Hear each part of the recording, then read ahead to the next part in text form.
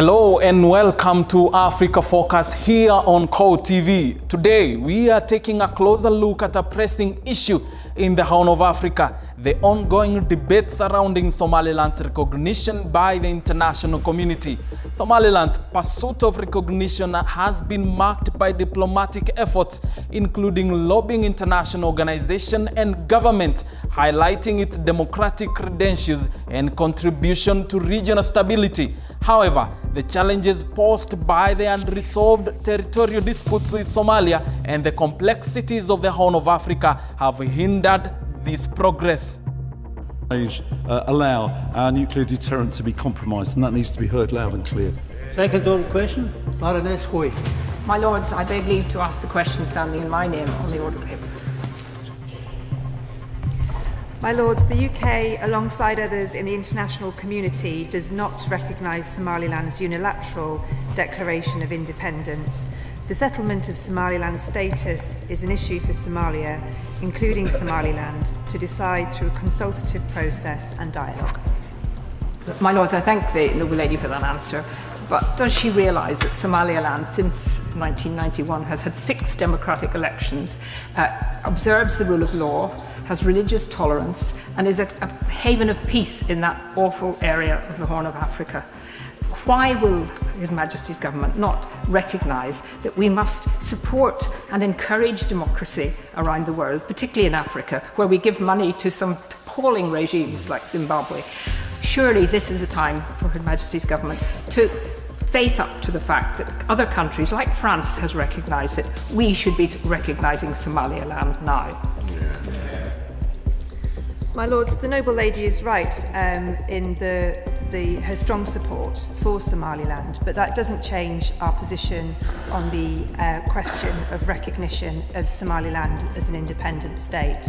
But she is right, and we do have a very long-standing and deep relationship with Somaliland, not least because of the large number of Somalis living here in the UK, but also our support for the port there, our support for health, for education, for security, and in many other ways, and we're very pleased to continue with that relationship. The UK House of Lords has been a key forum for discussions on this topic. In recent years, members of the House have debated the potential impact of recognition on regional stability, the state of Somaliland's governance, and the UK's role in the Horn of Africa. But on reflection and in totally changed conditions, particularly in the area of the Middle East and East Africa, and West Africa, sorry, and particularly in those areas, surely there's new considerations come in. I mean, why do we have to wait for every other nation to recognise and help Somaliland? They are extremely feisty, if I may use that word, organised country, quite well run, passionately pro-British. It would do us enormous help to have a really good friend in that very sensitive area, with the Chinese pouring in next door. It makes utter sense for our review, for our own foreign policy, to think about this positively. Would you take it back to the Foreign Office and ask them to think again? Yeah.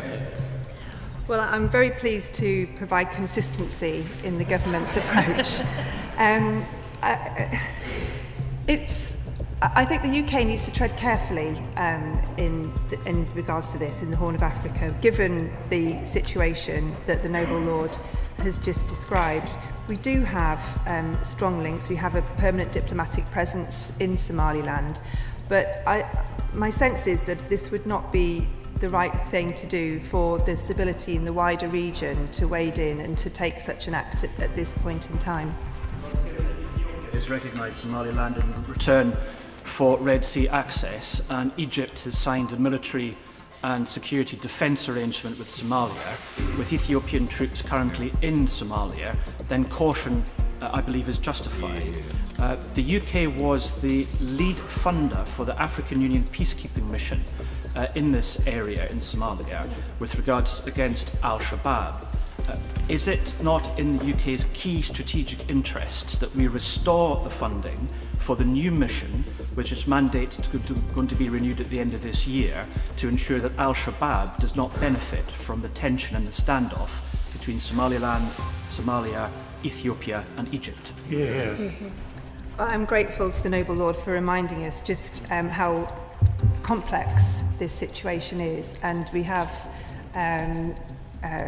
we have to keep in mind where Ethiopia is, where Egypt is, Somalia, Eritrea. It's somewhere that you don't take rash decisions. We are committed to making sure that the fight to combat Al-Shabaab is taken forward, and we will play our role in that as he would expect. Lords, can I suggest what the Noble Lord Purvis has just said about the importance of keeping the battle against Al-Shabaab at the top of our priorities and bearing in mind what has already happened in the Horn of Africa, not least in Tigray? Isn't the government right to proceed with caution? Can the Noble Baroness tell us whether she is in discussion with members of the African Union to discover what their views are about this? And also, will she bear in mind that independence, in the case of South Sudan, has hardly led to peace in that troubled part of the country? Yeah. Well, we're desperately worried about what is happening in South Sudan, and Minister Annalisa Dodds has visited there very recently. And yes, we will be keeping this at the front of our minds. I think, as I said earlier in the week when these matters were discussed, that my noble friend Lord Collins has been in Ethiopia in the last few days, and he's right to make sure and to urge caution and wisdom at all times in this. While there is no consensus among lawmakers, the debate have highlighted the complex geopolitical landscape of the region and the challenges facing Somaliland's quest for independence. Lords, can I also urge caution on this matter? It's got wider implications for places like Ukraine, and I think that any decision that was made here has to take into account the wider implications that will be made if a change was made. I think the Noble Lord has summarised what I've been trying to say very well, and I thank him for that. My Lords, I'd like to thank the Noble Baroness Lady Hoey for bringing this matter to the attention of the House. This is a very important issue, and as the Noble Baroness and Minister said, stability in the region is absolutely paramount. But, my Lords, the Noble Baroness has also mentioned the influence of the African Union. There's got to be, we have to take this matter further. We have to encourage dialogue between the parties themselves so that sovereignty can be recognised for Somaliland. And what other matters can the Noble Baroness comment on in the ways they're persuading the parties to this agreement actually come to the table and come to agreement? Well, I thank the Noble Lord for the approach he's taken to this topic. It is our role, I think, to encourage dialogue, but I don't think it's our role to specify what the outcome should be, and so that is the approach that we will continue to take. I'm deeply concerned about the implications of some of the questions that are being put to my noble friend. My suspicion is that although some members clearly have an appreciation of just how near war the Horn of Africa is and how many moving parts out of our control there already are, perhaps the government could find time for us to have a debate in government time on the Horn of Africa so that people can fully understand just how much on the verge of war this area is, and why in this House asking questions that are consistent with our long-term interests and the possibility of the stopping of war would help that, because some of these questions will undermine our attempts to try to stop that war.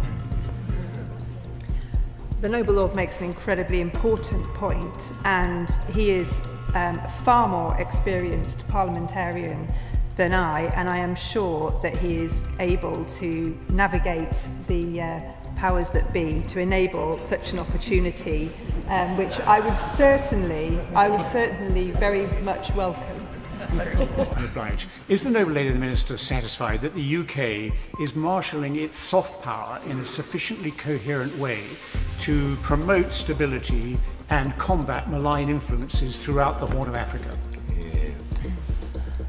I mean, I think that's a very important question, and I will consider that further, because I think we sometimes do overlook or maybe underestimate the impact that soft power can have, and we are certainly very well placed to act in that way, given our historical links and the community here in the UK. So if the Noble Lord doesn't mind, I will take that away and I will give that some further consideration. Lord Black at Brentwood. The international community is closely watching to see if Somaliland's progress and the changing dynamics in the region will lead to a shift in their long sought after recognition. We will continue to follow this story and provide updates as the situation evolves. This is Africa Focus, and thank you for watching.